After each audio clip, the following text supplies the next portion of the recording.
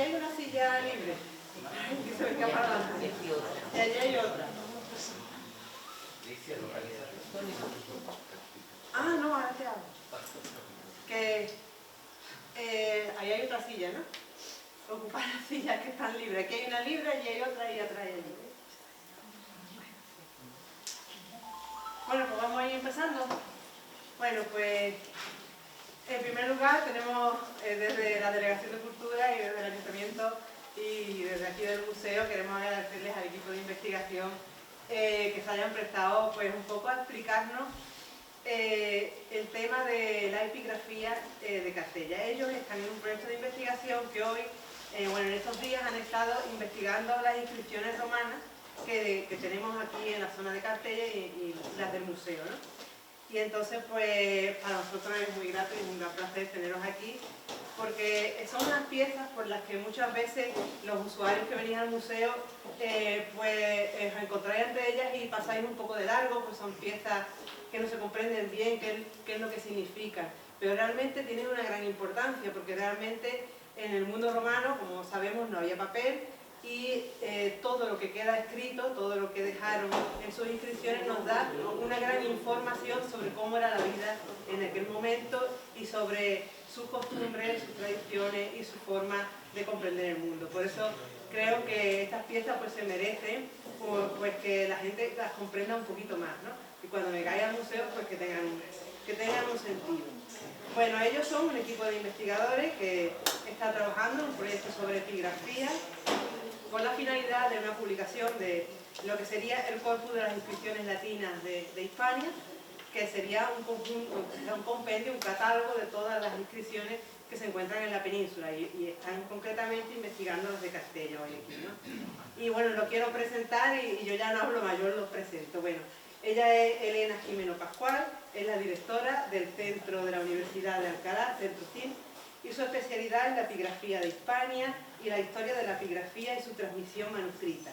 Ella forma parte de los editores que están publicando este corpus de inscripciones latinas. También ha formado parte de los editores de las inscripciones latinas antiguas de Valeria en la provincia de Cuenca, de las provincias de Sevilla, Huelva, Cádiz y Badajoz. También a presentaros a Ricardo de Balbín Bueno, que es un investigador predoctoral de la Universidad de Barcelona, que ha formado parte de la plantilla del Centro CIL y de sus proyectos desde 2016. Es especialista en documentación gráfica y en técnicas fotogramétricas aplicadas a la epigrafía. Y su tesis doctoral versa sobre las necrópolis romanas de Gades, el Cádiz romano, su epigrafía y su estudio espacial, un tema impresionante, un tema súper interesante. También Javier del Hoyo Calleja es catedrático de Filología Latina de la Universidad Autónoma de Madrid y ha publicado numerosos trabajos sobre epigrafía de Hispania y es el escritor de la epigrafía de las monografías recientes sobre Castella. Forma parte de los editores del volumen de los Carmina Latina Epigráfica, que son inscripciones latinas en verso, es un tema que tiene que ser increíble, ¿no? De Hispania y de Galia. Y luego Javier Moralejo Bordax, que es profesor de epigrafía y arqueología de la Universidad Autónoma de Madrid, es especialista en inscripciones de militares de Hispania y en la arqueología de la guerra, que es una temática contundente, desde luego. Realizó su tesis doctoral como parte del equipo de investigación del Centro CIL, con el que actualmente sigue colaborando en diversos proyectos, y actualmente dirige el proyecto Campos de Batalla de la Conquista Romana en Montemayor de Córdoba. Y bueno, ya con ellos pues os dejo para que os hablen un poco de su proyecto y del papel de la epigrafía en el mundo de Castilla. Pues buenas tardes. No sé si me hace falta el micrófono. ¿Cómo se entiende esto? Ah, perdón. Bueno, no hay un micrófono. Bueno, ¿me oyen? Sí. Bueno, pues yo quería sobre todo agradecer a la Concejalía de Cultura y en particular a Alicia Romero, a César Aldana y a Miguel Ángel Moreno, toda la ayuda que nos han prestado y su colaboración para que podamos realizar nuestro trabajo aquí, así como al profesor Juan Blanque de la Universidad Autónoma de Madrid, que nos ha facilitado muchísimo los contactos y la entrada a toda la arqueología de Cartella. Como ya ha dicho Alicia, nosotros, ¿por qué aparecemos aquí? Pues el Centro Cildos de la Universidad de Alcalá, luego lo comentaré un poquito más, es donde se centraliza la documentación del proyecto del Corpus Inscriptionum Latinarum. Y a nosotros, particularmente a mí, me toca la parte de la zona occidental del Conventus Gaditanus, con la capital Gades, en donde está Cartella, y por eso es la razón por la que estamos aquí. ¿Qué es eso? ¿Qué es el Corpus Inscriptionum Latinarum? Pues es un proyecto, y creo que el único en el área de humanidades, que desde el siglo XIX se mantiene vivo. Y quienes lo inventaron fue una idea de Giambattista de Rossi, el italiano que tenemos a la derecha, pero que puso en práctica Theodor Mommsen, que era un filólogo alemán, profesor de la Universidad de Berlín, que consiguió del rey de Prusia, en aquella época, que financiara este gran proyecto, que era hacer un corpus de todas las inscripciones latinas del imperio, porque hasta entonces se habían editado muchos corpora, pero ninguno de una forma crítica. Entonces la historia estaba llena de falsedades, de inventos, etcétera, etcétera. Entonces había que hacer, era la época en que en Alemania se empezaba la investigación pura de la filología, y entonces pues decidió que había que hacer un corpus fidedigno de las inscripciones para que los historiadores, los juristas, los filólogos, etcétera, tuvieran algo en que basarse que fuera de verdad buena materia, ¿no? Este es el proyecto del corpus, donde lo idean, está en alemán. Bueno, no paso rápido porque no solamente para que vean que hacen toda una edición para proponer. Bueno, y aquí es lo que les decía, un poquito, pues eres un proyecto internacional.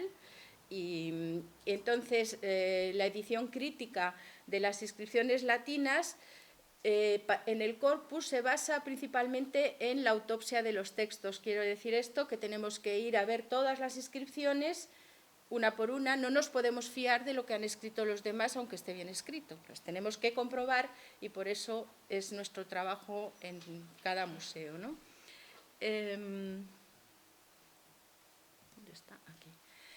El volumen que le correspondía a Hispania se lo encarga Mommsen, se lo encarga a Emil Hübner, que es el que tienen ustedes, que era un filólogo de Berlín, era muy jovencito cuando se lo encarga, y entonces él viene a España, se pone en contacto con los eruditos españoles y con la gente que entonces estaba dedicada al patrimonio, que era sobre todo la Academia de la Historia, pero sus contactos no son solo Fidel Fita, que es el director de la Academia de la Historia, y Leite de Vasconcelos en Portugal, porque el corpus es de Hispania, y Hispania comprendía toda España, pero también toda Portugal.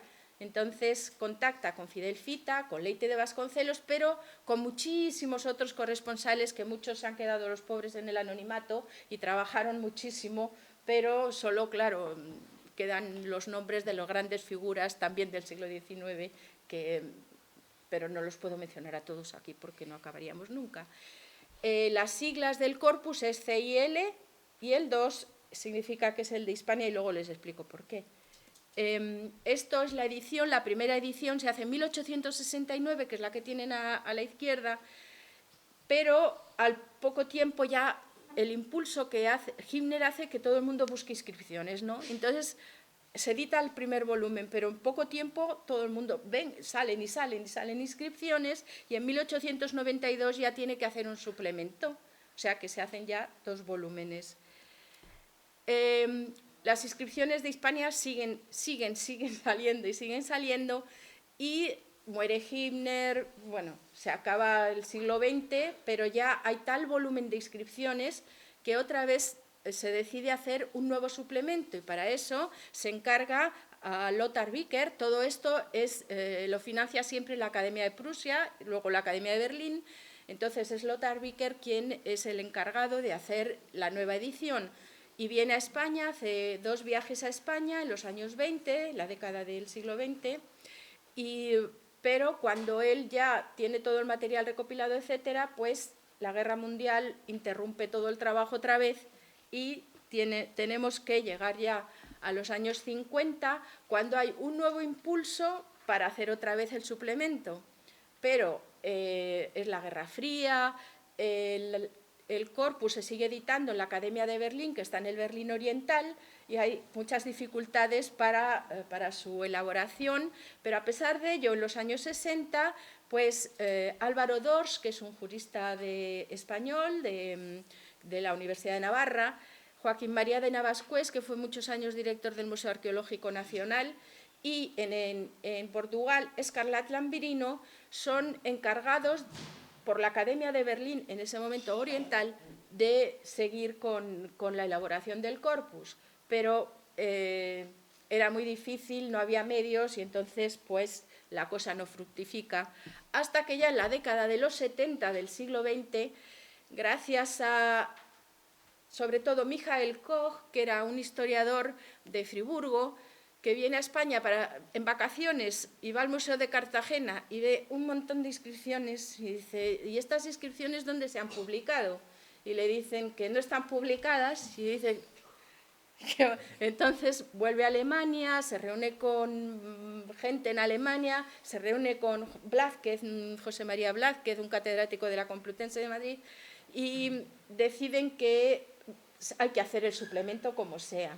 Entonces, contactan con Geza Alfeldi, que también ha estado en Tarragona haciendo su tesis sobre las inscripciones de Tarragona y que publica después, y entonces otra vez empieza el impulso para dar otra vez el impulso para el nuevo suplemento. Pero claro, se reúnen muchos profesores, bueno, hay una gran reunión en Basilea, ahora no me acuerdo de la ciudad exactamente, pero bueno, y entonces deciden que más que un nuevo suplemento lo que hay que hacer es una nueva edición, porque las inscripciones que no estaban en el corpus han sido tan mal editadas en muchas publicaciones locales que más vale hacer una nueva edición que un suplemento. Y bueno, y eso es donde estamos ahora nosotros. Bueno, pues solamente para dar una idea de este incremento de las inscripciones,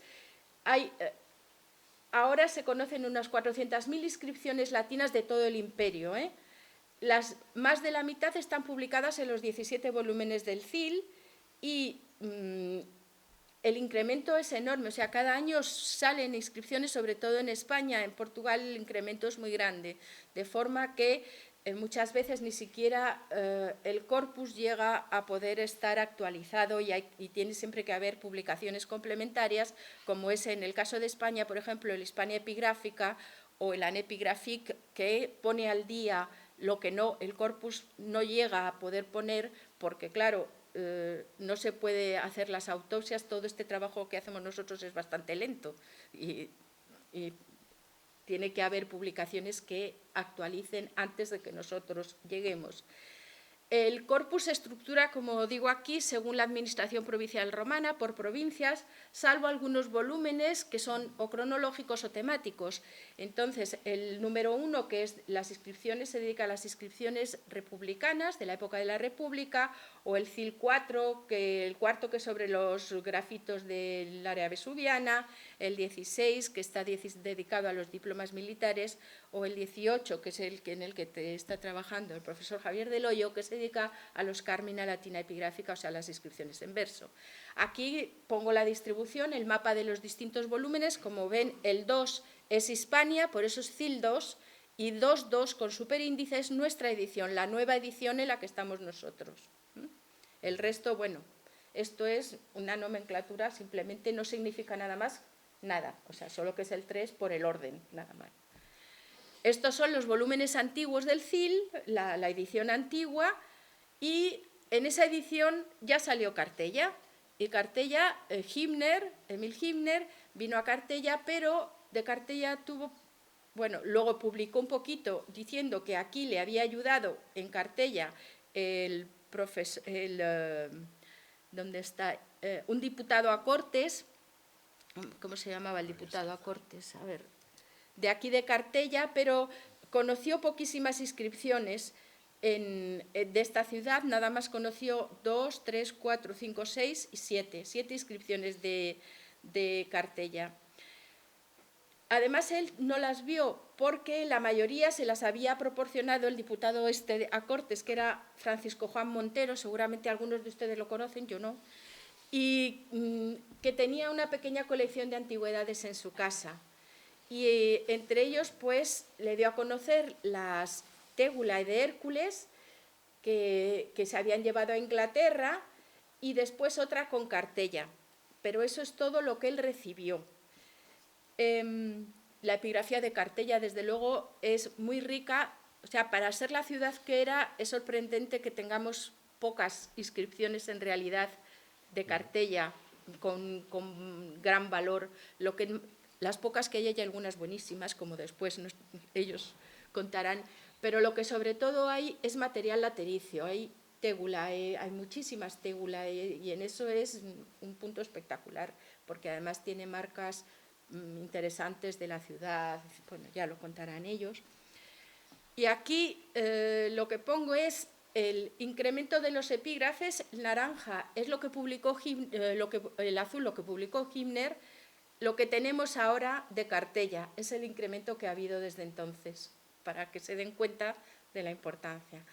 Ahora, el porcentaje de este material latericio en época de Gimner, el azul, y ahora, o sea, la proporción, yo pienso que siempre van a aparecer muchísimas más en la misma proporción que nos están apareciendo hasta ahora. Bueno, esta es la nueva edición, la que estamos haciendo nosotros ahora, y ¿cómo editamos ahora? Pues ahora incorporamos el material, las fotos, se edita de una forma mucho más completa que como se editaba entonces. Nosotros damos también toda la información del soporte, que es arqueológica, el texto, por supuesto, los lugares de conservación, la historia que ha tenido la pieza, si estuvo en una iglesia y luego se cambió de sitio, o sea, todo eso es lo que luego la edición crítica, con el aparato crítico del texto, con toda la gente que ha leído esa inscripción y las propuestas que han hecho, que pueden ser muy distintas a las nuestras, y la cronología, cualquier comentario histórico o filológico, etcétera, que sea relevante. Bueno, este es el de donde estamos nosotros, lo que coordinamos, el centro donde trabajamos, y mi proyecto es uno de los proyectos de nuestro centro. Aquí tenemos otro proyecto, y ahora no puedo abrir esto porque no tengo el ratón. Internet. ¿No hay internet? No tenemos conectado, pero si es conectarlo. Bueno, sí había, ¿no? Ah, no hay. Bueno, lo siento. Este es otro proyecto que tenemos nosotros en el Centro CIL2, que es toda la documentación que está en Berlín de Hübner, la estamos poniendo en una base de datos y para eso pues estamos haciendo el proyecto coordinado con la Academia de Berlín y ahí entra, pues quería enseñarles, pero como no hay internet no lo puedo poner, tenemos calcos, tenemos cartas, tenemos mucha documentación que claro no se conoce porque se quedó metida en el archivo y son muchos datos que ahora nos interesan mucho. Entonces, bueno, y este es el otro proyecto del centro, que son las inscripciones de Mérida. Siento no poder porque creía que podía acceder, pero ya he visto que no. Este es mi proyecto, en el que estamos nosotros, como ven la zona que abarca. Las amarillas son las zonas en las que estamos ahora, porque el proyecto lo hacemos con los portugueses, porque nuestra intención es comparar qué tipo de sociedad había en la zona de Olisipo, de Lisboa, que es también un puerto y está en el mar, con la zona de Cádiz, que tiene muchas cosas parecidas, pero también muchas cosas diferentes. Entonces es muy interesante ver el tipo de población que había en cada sitio, los emigrantes de un sitio, los emigrantes de otro, y lo hacemos con los colegas portugueses, o sea, mi proyecto, además de la zona de Gades, que es esta, son las áreas afectadas, pues el equipo del proyecto ¿Y para qué hacemos todo este esfuerzo? Bueno, ya lo verán, pero sobre todo porque las inscripciones son los documentos contemporáneos, son documentos contemporáneos, como digo ahí, de lo que narran, y no han sido alteradas por los agentes de transmisión como otras fuentes. Cualquier autor latino, así, no tenemos la fuente original, sino que ha sido transmitido y ha podido ser alterado en su texto, pero las inscripciones no. Estamos ante los documentos de quienes las hicieron, por tanto son la fuente más importante para nosotros. Luego también son objetos muy importantes de patrimonio, porque muchas son obras de arte, no todas, pero sí son muestras de talleres, de la literatura, de lo que sabían en el momento, de cómo escribían. O sea, es un material único, bueno, para mí el mejor, claro, que podemos utilizar para reconstruir el pasado romano, romano y también las prerromanas, pero bueno, yo me refiero a las latinas antiguas, y por eso abarcan temas tan inmensos, hay de todas clases, ¿no?, que por eso nos pueden explicar muchísimas cosas. Y aquí pongo un pequeño esquema de los tipos de inscripciones más corrientes que hay, que son las funerarias, donde tenemos datos biométricos, nombres, la onomástica, cómo se llamaban. Luego, bueno, relieves, estelas, cipos, aras, son los distintos tipos que tenemos. Las votivas, que nos cuentan la relación que tenían los habitantes del imperio con sus dioses. Las honoríficas, aquellas que en las ciudades se erigían a las élites de todo tipo, tanto de la administración como de las élites municipales, y en el ámbito público o en el ámbito privado. Las jurídicas, pues las leyes. En Andalucía, además, es la zona más rica del imperio en leyes. Y bueno, instrumenta llamamos a los objetos de la vida cotidiana, como la estéula, cualquier grafito en un cacharro.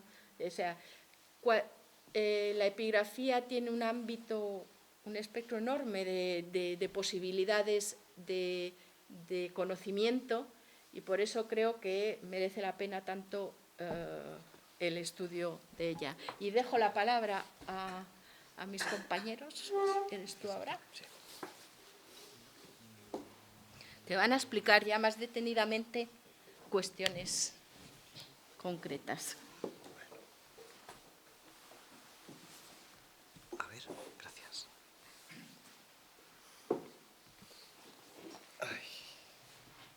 Bueno, buenas tardes a todos.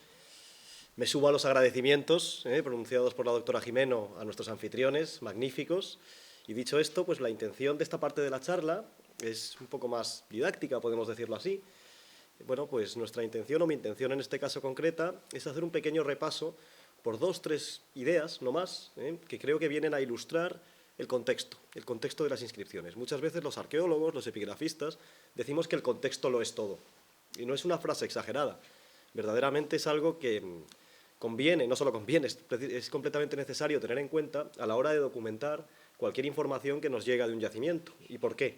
Porque las cosas en su contexto, y particularmente las inscripciones, aunque tienen un poder importante por sí mismas al tener un texto que encierra información, ese texto solo lo podemos comprender en su plenitud, de una manera, digamos, completa, en la medida en que podemos relacionarla con su contexto de hallazgo. ¿Cuál es nuestra desgracia, entre comillas, para los epigrafistas o los arqueólogos que nos dedicamos a la epigrafía?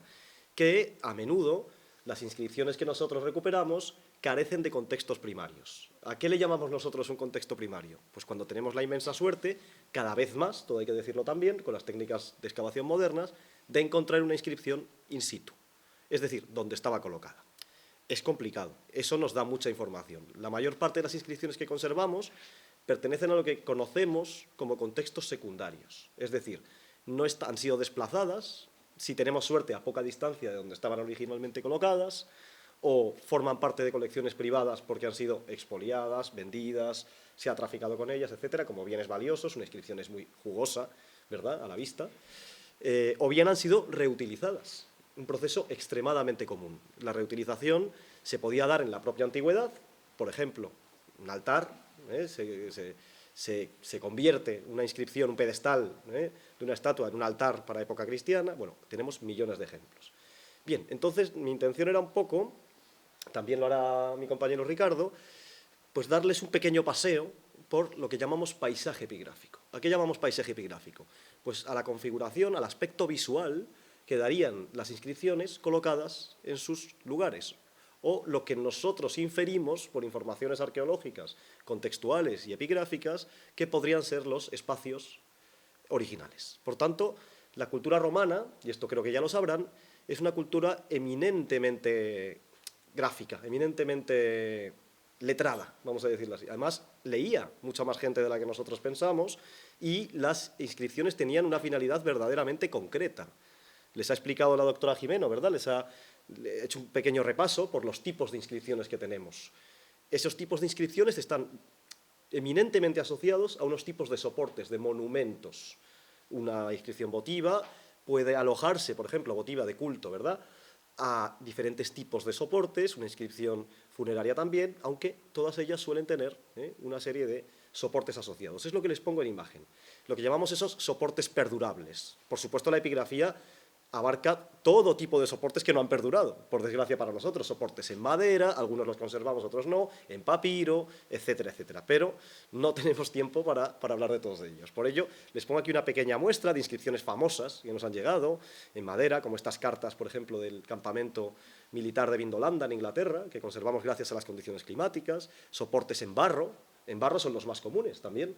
No solo la epigrafía romana, que los hubo, pero sobre todo las epigrafías previas. El barro es más barato, menos costoso, pero menos perdurable. La piedra, por supuesto, diferentes todos tipos de piedra, desde el mármol hasta las calizas, etcétera, etcétera. El mismo bronce, donde se grababan las leyes, por ejemplo. Bien, ¿dónde van colocadas? ¿Qué tipos de soportes tenemos y dónde iban colocadas? Vamos a hacer un pequeño repaso general y luego mi compañero Ricardo, digamos, centrará un poco el tiro, concretará un poquito en esta zona de Cartella, ¿vale? Bien, lo primero que vamos a tener, y voy a aposta un poco por los soportes que luego vamos a ver aquí, ¿verdad?, son lo que llamamos placas, ¿verdad? ¿Qué es una placa? Bueno, pues básicamente, y en esto mantiene un poco el significado que nosotros hoy consideraríamos, o vemos en cualquier cementerio nuestro, o en cualquier calle en la que se conmemora, ¿verdad?, pues la memoria, en este caso, de un personaje relevante. Bien, pues una placa es exactamente lo que hoy conocemos con el mismo soporte. Es un soporte normalmente de piedra, pero puede ser de bronce, puede ser de otros elementos, en el que se conmemora la memoria de uno o varios personajes. Se puede conmemorar desde un punto de vista funerario, en su sepulcro, en su muerte, se puede conmemorar de manera honorífica, ¿verdad? Se puede conmemorar, de diferentes maneras. Normalmente las placas suelen ser, aunque no siempre, ¿verdad?, o funerarias u honoríficas, que tenemos otros ejemplos. Les muestro aquí unos cuantos ejemplos famosos. El del centro de la imagen que tienen ustedes es de Mérida, es la placa de la tumba de un mando militar, de un hispano, un emeritense que fue soldado, ¿verdad?, y pone allí, fíjense, en la parte de arriba, pone sus insignias militares, lo que llamamos la fálera, que es una suerte de colgante que se colocaba en la pechera de la coraza, con las armilae, con diferentes condecoraciones militares. Pues exactamente igual, ¿verdad?, que los mandos militares de hoy en día, que llevan sus medallas o sus galones o sus distintivos, ¿verdad? Pues coloca ese tipo de elementos. ¿Por qué los coloca? Está combinando la palabra y la imagen. Está diciendo, yo soy boconio y gané esto y gané lo otro, y mi familia es esta. Abajo, si fijan ustedes, les coloco el que llamamos mausoleo de los boconios. Un mausoleo no es otra cosa que lo que hoy conocemos más comúnmente como un panteón, una tumba colectiva. Bueno, pues muchas de estas placas funerarias, y en Cartella las hay, iban colocadas precisamente en recuerdo de la memoria de estos muertos, de estos fenecidos, colocadas por sus libertos, por sus familias, por sus parejas, por diferentes miembros vinculados a ellos por diferentes motivos, ¿verdad? Fíjense en la colocación concreta, a ver si me va el cursor aquí, fíjense aquí, normalmente en estos nichos, no sale en pantalla el cursor, bueno. O a la izquierda de la imagen tienen ustedes una reconstrucción preciosa en este caso de lo que llamamos columbarios, unos pequeños nichitos pequeños en los que iban colocadas normalmente estas placas funerarias. Tenemos otro tipo de placas, más monumentales. Las placas no solo eran funerarias, esta es una placa enorme, que viene de Roma, en este caso, y que conmemora a un emperador. Una inscripción que llamamos imperial. Es una placa que obviamente está destinada, ya ven ustedes las proporciones, va destinada a un gran edificio. Va colocada normalmente en el centro de un gran edificio. Claro, la epigrafía se adapta a las necesidades que tiene un viandante, un ciudadano romano, que tiene que verlo. El tamaño de las letras, las proporciones con el edificio, dónde va colocada, todo eso se tiene en cuenta. Es un elemento estudiado. En este caso, esta placa refleja la titulatura concreta de un emperador, en este caso creo que es Tiberio, si no me equivoco, y, bueno, es bastante común la autorrepresentación. Más placas, más contextos, ¿verdad? Porque hablamos de contextos. Les enseño aquí, bueno, pues una de las necrópolis, si no han ido, deberían, más bonitas, que conocemos hoy del mundo romano, que es la necrópolis de Ostiantica, la necrópolis de Roma, una de las grandes necrópolis de la propia Roma, ¿verdad? Esto está cerca de Roma, en el puerto, y ven ustedes lo que llamamos una vía sepulcral. La vía sepulcralis, jalonada, con este tipo de mausoleos, que incorporan, como ven, todos ellos sus placas, en este caso en el frontal y bien por fuera de la vía, para hablar, establecer un diálogo con el viandante. Y esto es importante en la epigrafía habla, incluso a veces interpela directamente, siste viator, escúchame viandante, escúchame viajero, deséame que la tierra me sea leve, por ejemplo, ¿no? Y esto es importante, hay un diálogo también, y este es verdaderamente bonito de la cultura romana. Esta es una necrópolis también conocida, la que conocemos como de Porta Nochera, o más conocida como la necrópolis de Pompeya, una de las necrópolis, o la gran necrópolis de Pompeya. Fíjense esos pequeños nichos, acompañados, ¿verdad?, por la estatua, normalmente la efigie del fenecido o fenecidos, que incorporan en la parte inferior estas placas. Aquí tenemos la inmensa suerte, o esta otra de la necrópolis vaticana, tenemos la inmensa suerte de verlas en su contexto. Esto es un regalo, obviamente. No es lo más común, pero yo quería darles un paseo por estos contextos. Aquí otra, fíjense qué maravilla, esta también de la necrópolis vaticana, con las estelas y las placas en sus sitios, los nichos de los columbarios, o diferentes monumentos. El aspecto, pues fíjense, el aspecto de una necrópolis, de una ciudad romana, esto lo tomo del proyecto del profesor Javier Andreu, en este caso, que es muy ilustrativa esta imagen, de unos viandantes por las afueras de una necrópolis de una ciudad, digamos, en constante contacto, en constante diálogo con esos monumentos funerarios que representan nada más y nada menos que a sus antepasados. Por tanto, la necrópolis, en el mundo romano, como espacio, es un elemento que está externo a la ciudad, por cuestiones ideológicas, por cuestiones sanitarias incluso, pero es un elemento que forma parte de la propia urbs, de la propia concepción de la ciudad romana. Y eso tenemos que tenerlo en cuenta. Más rápidamente, ¿qué más tipos de monumentos tenemos y en qué lugares? Para ir cerrando. Bueno, pues los altares, lo que llamamos en latín ara, o podemos traducir directamente como altar, es un monumento ligeramente diverso, que puede alojar también diversos tipos de inscripciones, por eso les pongo aquí normalmente altares para el culto y la muerte. Tenemos altares de tipo funerario, pero vamos a tener también y sobre todo altares de tipo votivo, lo que llamamos votivos, que alojan normalmente inscripciones funerarias, es decir, que especifican una relación íntima de un devoto con su dios o sus dioses. También hay altares que reflejan cultos públicos.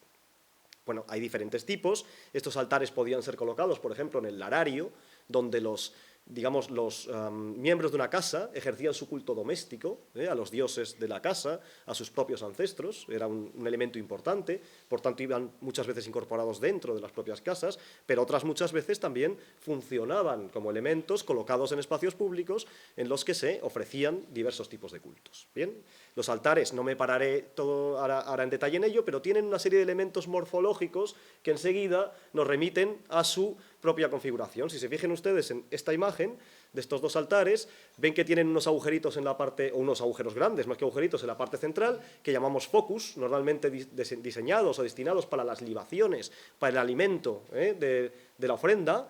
Tienen esos pulvini o rodillos, esos almohadillas que son tan característicos, o el frontón, etcétera, etcétera. Son una serie de elementos que nos permiten, en este caso los epigrafistas, diferenciar el tipo de monumentos. Bueno, en esta necrópolis romana, por ejemplo, también tenemos esa inmensa suerte de encontrar los altares funerarios, en este caso, anexos al enterramiento. Por tanto, una maravilla, en este caso, para los epigrafistas. Bien, para ir ya terminando y para ir centrando, ¿verdad?, en lo que vamos a tener en cartella, tenemos los pedestales. Los pedestales a nosotros tampoco nos son ajenos, ¿verdad? Cualquiera de nosotros pues, ha visto una estatua de un prócer local o de un personaje famoso, tanto ecuestre como pedestre en este caso, o estante, bueno, pues colocada en una plaza o en un lugar público. El uso que nosotros damos a los pedestales es esencialmente, en su concepción, en su esencia, el mismo que tenía en el mundo romano.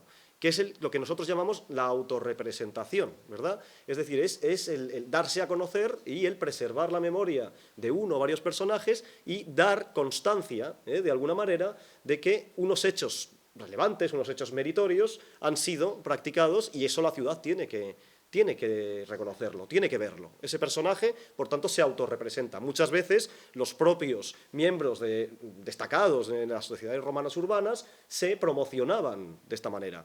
Pensemos en un mundo, pues sin televisión, ¿verdad?, sin periódicos, pensemos en un mundo en el que la epigrafía está funcionando como ese vehículo articulador absoluto de la propaganda, de lo que hoy conocemos como propaganda, porque en realidad es pura propaganda muchas veces, ¿no? También se utilizan para otras cuestiones, hay pedestales de tipo funerario, pero normalmente, y quiero incidir en esta cuestión concreta porque nos vamos a encontrar en la propia cartilla. Bueno, muy rápidamente, estos pedestales están compuestos por varias partes, pueden ser de un bloque, pueden estar hechos en 3 partes, tampoco les voy a aburrir con la terminología técnica, pero tienen estos aspectos. Y luego ya, ¿dónde iban los pedestales? ¿Dónde se colocan? Y esto también al hilo de lo que van a ver a continuación. Bueno, les he puesto unos cuantos ejemplos, nos salimos ya un poquito de la propia Roma y nos venimos, ¿verdad?, a nuestra península ibérica, nuestra Hispania. Bueno, pues estos pedestales tenemos también a veces la suerte única de encontrar ciertas piezas de este tipo en contexto o cerca de los contextos en los que estuvieron. Bien, el pedestal, aunque no únicamente, pero sí predominantemente, es una pieza diseñada para un contexto público, para ser vista, como les he dicho. Por tanto, ¿dónde van a ir normalmente? En el foro. El foro es el sitio emblemático de la ciudad romana, es el sitio donde se comercia, es el sitio donde se imparte justicia, donde se reúne la curia, es decir, el gobierno local, y por tanto es el sitio idóneo para contemplar este tipo de inscripciones. Fíjense, este es el Foro de los Bañales, una ciudad romana del área de Aragón, en este caso, y aquí les presento pues, una pequeña reconstrucción de una serie de pedestales que han salido in situ en su lugar y cómo algunos de ellos irían colocados en distintos espacios del foro, representando a personajes notables, locales, tanto en la parte del foro que es descubierta, digámoslo así, en torno al pórtico, como en lo que llamamos las aedes o los tabernácula, es decir, en pequeñas estancias que están dentro del propio foro. Por tanto, representan en este caso.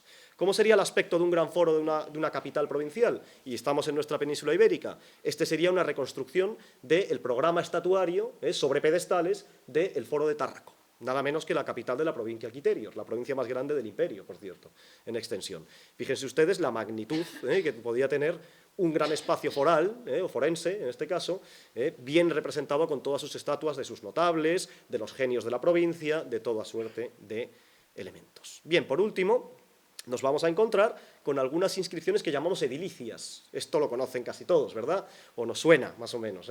Estas grandes inscripciones edilicias en bloques enormes que se incorporan a las obras públicas de gran envergadura dentro del imperio. Por supuesto, la propia Roma es el gran paradigma en este caso. El Arco de Tito o de Septimio Severo, el Panteón de Agripa, con esas grandes inscripciones que están conmemorando, ¿no? Marco Agripa Luci Filio Consus Tertium Fecit. Lo hizo Agripa en su tercer consulado y demás. Bueno, a veces también encontramos estas grandes inscripciones edilicias en su contexto arqueológico, no siempre.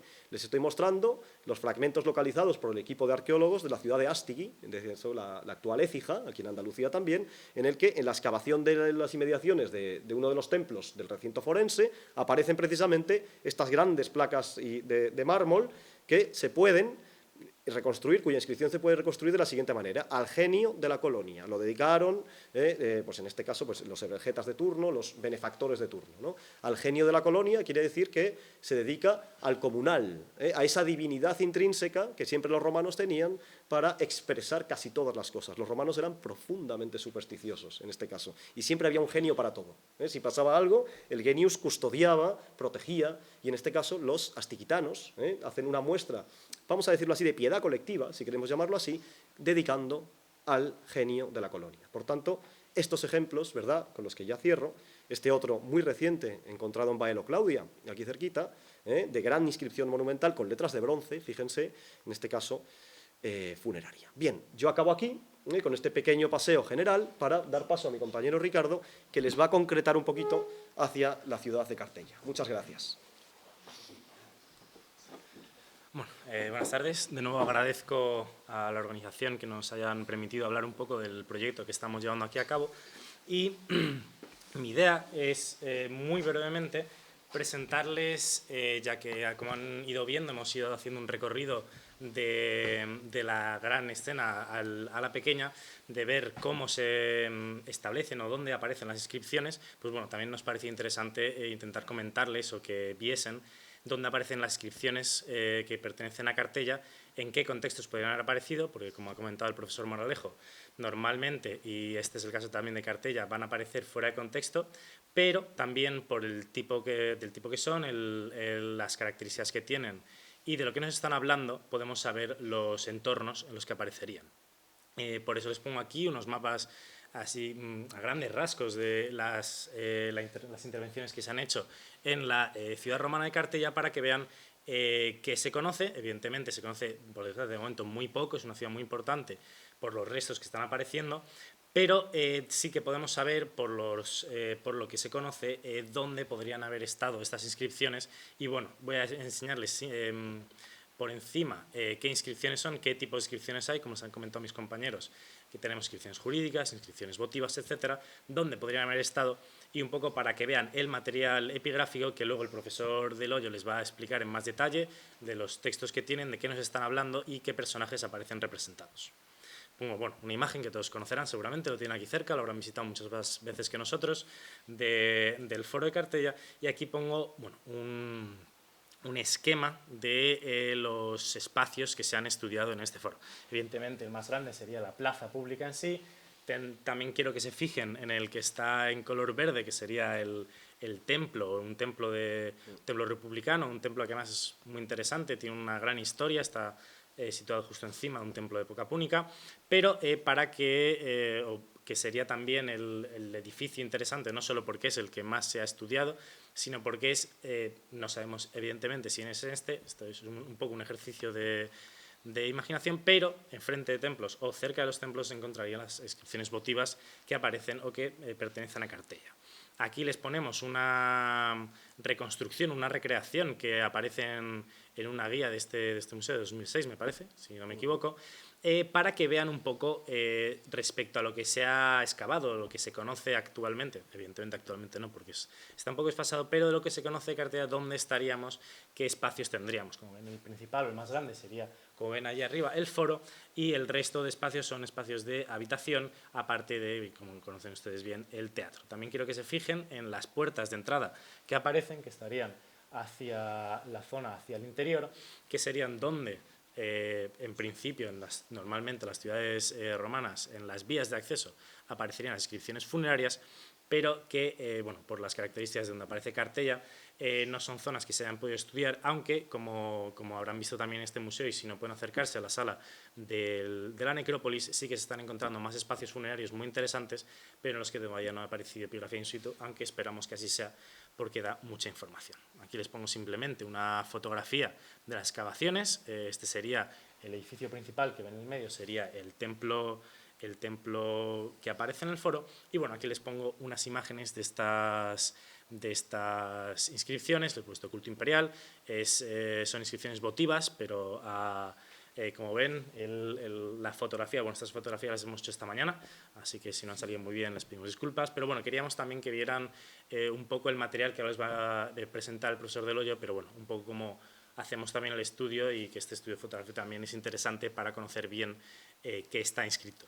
Tienen por un lado este pedestal dedicado a Mercurio Augusto por Publio Valerio, un sacerdote, que, como les ha comentado el profesor Moralejo, sería un monumento el que les faltaría una base y un remate, y luego encima tendría seguramente una figura, una estatua, pues, bueno, haciéndole un poco honor a este dios. También, por otro lado, les he puesto una imagen de una inscripción perdida, que, como el profesor Moralejo les ha comentado, normalmente las placas se utilizan para el culto, pero en este caso, bueno, parece que sí lo fue, una placa dedicada a Minerva Augusta. Y bueno, para que se hagan una idea de estas inscripciones que aparecerían, pues, en el entorno de los lugares de culto, etcétera. Aquí tendríamos otra placa, como nos ha comentado el profesor Moralejo, estas placas sean de grandes dimensiones, estarían vinculadas a grandes edificios o grandes edificaciones, y esta es una dedicada al emperador Maximino, que bueno, como les he comentado, el profesor de Loyo es especialista ha estudiado la epigrafía de este lugar y les comentará con más detalle y seguro que mucho más interés el contenido. Y por último pongo el otro tipo de inscripción que también puede aparecer en los foros, que son las inscripciones honoríficas, dedicadas a personajes importantes para la ciudad. Esta también es muy interesante, espero que el profesor de Loyo tenga tiempo para comentársela con detalle. Y también la inscripción jurídica, que tiene un pequeño fragmento que está expuesto en una vitrina aquí también, que es muy interesante, como les ha comentado la profesora Jimeno. La Bética es la provincia donde más bronces aparecen, más leyes, y es también un dato muy interesante de la importancia que tuvo esta ciudad. Les hemos puesto aquí simplemente una distribución, evidentemente hipotética, no aparecieron aquí, por favor, no saquen esto de aquí, solo para que puedan imaginarse en qué espacios podrían aparecer. Evidentemente aquí estamos viendo un foro vacío, un foro sin todo lo que tendría, sin todos los pedestales y todas las inscripciones, pero bueno, para que se lo imaginen un poco alrededor, un foro relleno, repleto, con mucha información y, como decía el profesor, mucho movimiento, que al final era donde estaba la vida pública de las ciudades romanas. Aquí se lo he puesto de nuevo en el mapa un poco más general para que vieran dónde podrían haber estado estas inscripciones o dónde suelen aparecer este tipo de inscripciones, que es al final lo único que podemos decir, ya que no tienen su contexto primario. Aquí les he puesto una serie de fotografías del momento de la excavación en el que aparecieron estas inscripciones que ven ustedes abajo. Una de ellas está expuesta en el museo, que es la estela que aparece a la derecha, para que vean un poco también el proceso de hallazgo de estos materiales, que sí han aparecido algunos en su contexto y es muy interesante. Y aquí dos de ellas, que son un poco más recientes, son las que tienen aquí expuestas, y la de arriba a la derecha es una inscripción también de aquí, pero que está en el Museo de Cádiz y que hemos también estudiado en este viaje y que nos parecía interesante presentarles. Como ven, son principalmente placas, la epigrafía mármol de Cartella van a ser fundamentalmente placas, que es lo que suele pasar también en zonas cercanas, que también hemos estudiado y para las que también les he querido poner ejemplos un poco para que vean que este modelo de placas es muy habitual. Estas son placas de Gades, de la calle romana, para que vean qué tipos de modelos hay, que suelen ser evidentemente muy variados y que por suerte, querría decir por desgracia, normalmente no aparecen enteras. También les quería poner aquí un ejemplo de todos los fragmentos que hemos estudiado con los proyectos que lidera la profesora Jimeno, que es muy tedioso. Podrían ustedes decir que de estos fragmentos con una sola letra no sale información, pero sí sale y mucha, y es muy interesante, pero también nos dificulta un poco el estudio un poco en general, pero nos hace ver la cantidad de cultura epigráfica que podemos decir que existía. Aquí les he querido poner otra foto de un columbario un poco más cercano a los que les ha presentado el profesor Malejos, un columbario de la ciudad de Carmona, también interesante por el pasado, como saben ustedes, tanto de esta ciudad como de Gades como de Carmona, pasados púnicos, pero eso ahora mismo no es interesante, simplemente para que vean estos recintos, porque muchas de estas placas podrían aparecer en estos recintos privados, que podrían ser para sociedades, para familias, etcétera. No estarían todas a simple vista, como si lo estarían las estelas que aparecen. Estas las tienen aquí expuestas y se las comentará el profesor de Loyo, pero para que vean los modelos que suele haber en las necrópolis. También pasa en los cementerios actuales, tenemos muchos modelos muy diferentes. Las estelas que ven aquí son estelas que se hincarían, como ven la que tiene una forma triangular, pues la parte inferior del triángulo sería la que estaría hincada, y en la otra también se hincaría hasta una determinada altura. Les he querido poner ejemplos un poco más visuales o que a lo mejor les ayuden un poco más a entender este modelo de estelas. Son ejemplos de la ciudad de Gades, que se ve claramente hasta qué altura, si ustedes se fijan, hasta qué altura estarían hincadas, qué parte estaría visible, etcétera, que también nos ayuda mucho a entender cómo estarían dispuestas estas necrópolis y qué importancia visual al final tendrían determinados soportes y otros no, que también es una información muy interesante a añadir evidentemente a la información meramente escrita que está en estas inscripciones. Y acabo mi parte de localización presentándoles un poco un esquema. En la imagen que les he puesto antes he añadido las inscripciones funerarias. Como les comenté anteriormente, esas inscripciones estarían en las vías de entrada de la ciudad. Les he puesto a ambos lados, evidentemente también jugando un poco a dónde podrían estar. podrían estar más en el lado que estaría dedicado, en la calzada que haría Cartella con Gades. Puede ser, evidentemente no tenemos datos suficientes para decirlo, pero bueno, también les he puesto el bucráneo que tiene ahí también expuesto, una pieza preciosa que también parece que aparece en un monumento funerario de grandes dimensiones, pero bueno, para que viesen estas inscripciones que les va a comentar ahora el profesor Doyo, dónde aparecen, y que también creemos que es interesante para poder contextualizarlas y no solo conocer su contenido. Le doy la palabra al profesor Del Hoyo. Me paso para allá. Bueno, pues muchísimas gracias, no solo por la invitación para participar en esta charla, sino a ustedes por venir en esta tarde, que elegir esta charla probablemente pues a lo mejor tenían otras cosas y han decidido venir aquí, ¿no? Bueno, voy a ser muy breve porque nuestra idea era, ya que tenemos aquí las piezas, enseñarlas, ¿no? Es como dar una charla de pintura en el Museo del Prado cuando están los cuadros al lado, ¿no? Entonces vamos a ver cómo nos podemos mover en cuanto yo termine, que va a ser muy breve, esto va a durar 2 minutos, mi proyección, porque las piezas auténticas están ahí, ¿no? Entonces si tenemos las meninas al otro lado de ese panel, ¿para qué voy a explicarles yo las meninas aquí, no? Bueno, muy brevemente, ven ustedes el conjunto de inscripciones que tenemos en mármol. Fundamentalmente tenemos placas de mármol en Cartella, hay algo de caliza, algo de arenisca, no sabemos si son pizarra, bueno, yo había puesto pizarra, probablemente sea otro material, esquistoso, tenemos una tabla de bronce, pero fundamentalmente el taller de Cartella va a trabajar en placas de mármol, ¿no? Que probablemente las adosa a otros grandes monumentos o otra gran pared que sea de material mucho más pobre. Esta es una que hemos visto antes, así es como la estudié yo hace muchos años, en unas condiciones bastante penosas y con una luz muy mala. Bueno, esta sería una inscripción votiva, es decir, dedicada a un dios, a Mercurio Augusto, que la vamos a ver ahora, está al otro lado de ese panel, y esta es la de Minerva Augusta que veíamos antes. Dentro de las imperiales, por ejemplo, esta, claro, una de las dificultades de una inscripción es cuando solo se encuentra uno con 3 letras o 4 letras. Pi, F. ¿Y qué es ese Pi, F? Pues un señor que era muy pío, bueno, pues será, ese Pi, F es hijo de Pi, Antonino Pío, y es Marco Aurelio, y tenemos paralelos, por ejemplo, este paralelo de Paestum, en el que el pi aparece exactamente igual, con esa segunda I longa que parece un báculo, parece un bastón de anciano.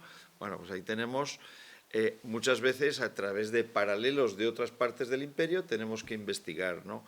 Dentro de estas imperiales tenemos esta de Gayo Julio Vero Maximino.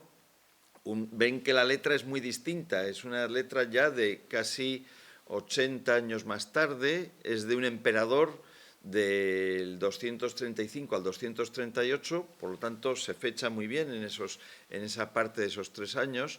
Es una letra que es mucho más alargada, como pueden ver, aunque la primera también tiene un módulo muy, muy alargado, pero no tanto, ¿no? Y más estrecha. Bueno, a través también del tipo de letra podemos investigar de qué época son. Esta la vamos a ver ahí y no les voy a decir nada más ahora porque la vamos a ver in situ.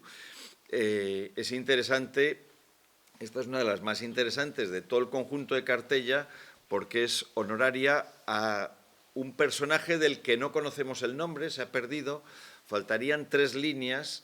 Ven ustedes, no sé si lo ven, que tenemos la palabra Claudiae, la parte inferior de las letras de Claudiae, que no es ninguna señora Claudia, sino que es un epíteto de una legión.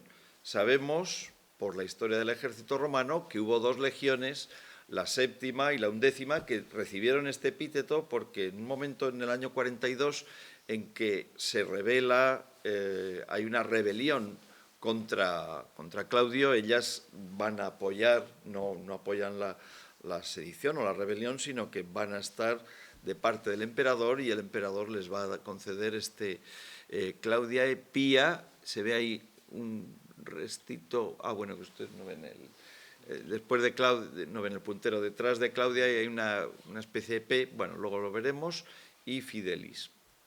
Bien, ven cómo dentro de la epigrafía de Cartella a veces es decepcionante el ver que tenemos materiales muy pobres en cuanto a información, es decir, de una O que no sabemos si es una O o podría ser una C o incluso una Q. ¿Qué información sacamos? Pues absolutamente nada, más que hay una inscripción con una O, ¿no? O otra con AVI, etcétera. Fíjense, esta es una inscripción preciosa en cuanto a la ejecución, es maravillosa ese RI, pero no sabemos más, ¿no? Esta la vamos a ver ahora y no diremos más.